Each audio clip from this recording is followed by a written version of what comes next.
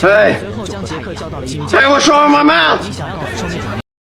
Family, can I ask you something? What if that tight chest, that race of mind, that knot in your stomach isn't only anxiety? What if part of it was anger? You never felt safe enough to feel being angry, and do not sin. Do not let the sun go down on your anger and give no opportunity to the devil. Ephesians 4:26 through 27. Let's remember that. Be angry and do not sin. Ephesians 4:26. One more time. Again. Be angry and do not sin. Ephesians 4:26. Some of us grew up hearing, stop crying. Be nice. Don't talk back. Keep the peace. So instead of processing our emotions, we buried them. Smile on the outside, pressure cooker on the inside. Here's a modern parable. Imagine your smoke alarm keeps beeping.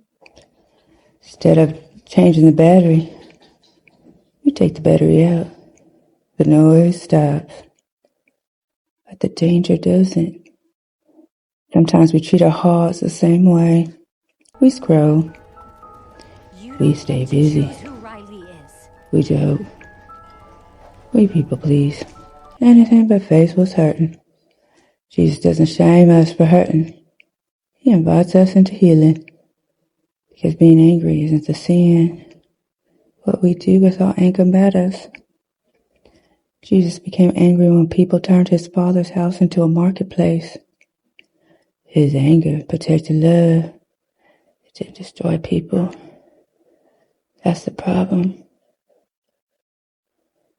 It didn't destroy people. That's the pattern. Pause and pray. Don't hide away. Jesus heals what words can't say. Next time your anxiety shows up, don't just ask, how do I make this stop? Ask, what is my heart trying to tell me? And what is Jesus inviting me to heal? Be angry, but do not sin. Ephesians 4:26. I'm not good enough. In Jesus' name, amen. I'm a good person. I need to fit in, but I want to be myself.